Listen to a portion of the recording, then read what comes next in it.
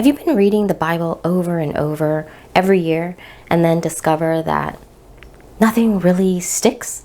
So today I'm going to dive a little deeper into my process of figuring out how to make things stick. So if you've watched my previous video on my goals for 2024 and kind of my note-taking plan, this is a continuation of that. For this section of the year, I'm going to be focusing on something I'm calling the Bible Study Sprint.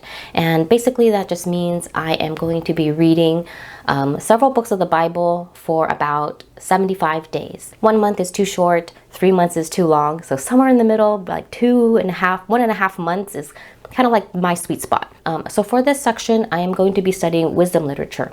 I'm focusing primarily on Proverbs, Ecclesiastes, Job, and in the New Testament, the book of James. I've picked these 4 books together because I find that as I'm kind of reading through these books from last year, they have a lot of connections and they kind of work with each other and bounce ideas off of each other. So I think by working together as a group, I'm better able to kind of make better connections overall.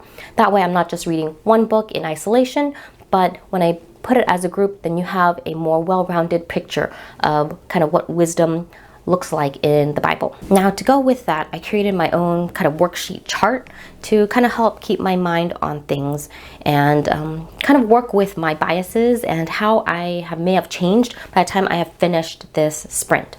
If you're interested in a chart like this, I have it linked below in the description box, so you can download it for yourself for free. So on the top here, I have Proverbs, Ecclesiastes, Job, and James, and then down here are kind of the themes that I'm thinking of and what I'm kind of working off of.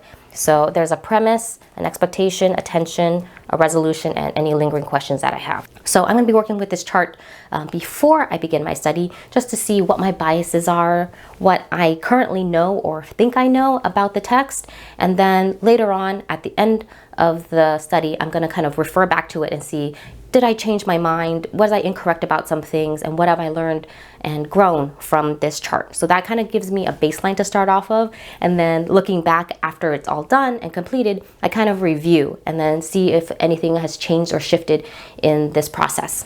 So for example, one of the basic things is the premise. So premise is kind of like the thinking underlying the whole book. And so for Proverbs, I put God is just. So this is the idea that God is fair. So if you do good things, God will reward you. If you do bad things, God will punish you. And that's kind of like the concept that we have.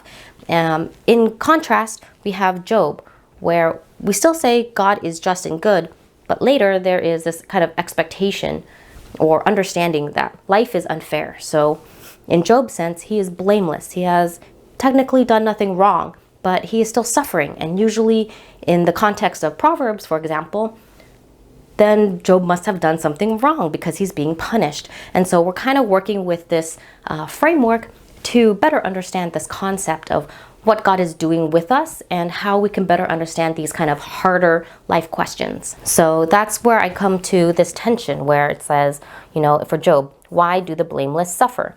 Or in Ecclesiastes, the question is everything meaningless? And that's the thing that we're going to be wrestling with within the text itself that I see beforehand. So some of this is still blank. I'm still working through it, but as soon as I finish this, then I'll be diving into all the books.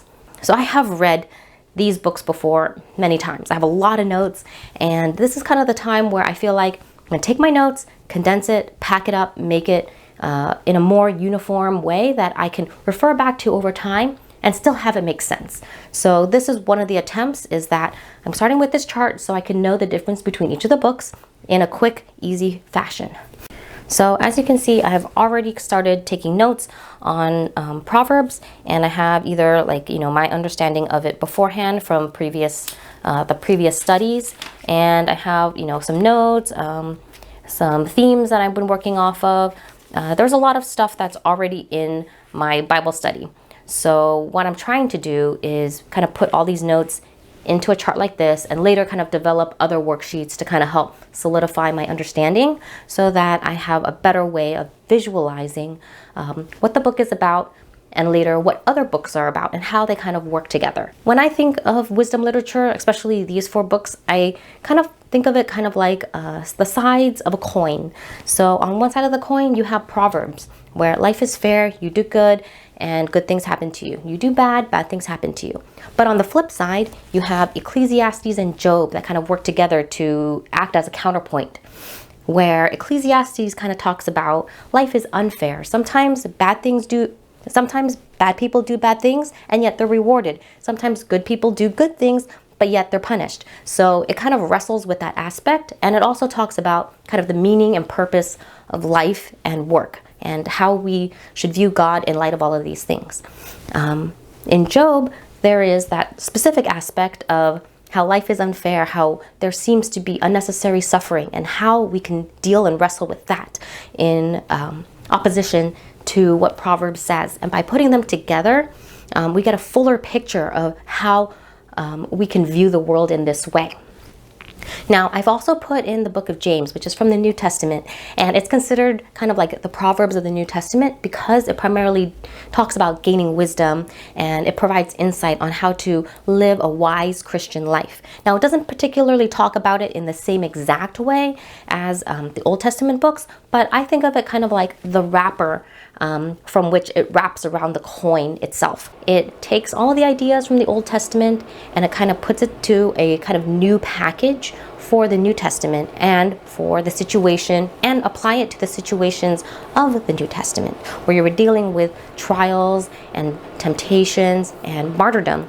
And so all of these kind of concepts kind of mesh together, and they all speak to their respective times in which they were written and their context. But I think overall you can pull out a lot of great principles that can apply to our modern day. This is kind of like the starting ground for how I'm hoping to make everything more memorable for myself, but also share with you how I'm doing this process. So if you're interested in following along, please let me know, and then I'll try to give some periodic updates as I go through this process. So if you have any recommendations on how to make the Bible come alive for you and how to make it more memorable, please let me know in the comments below.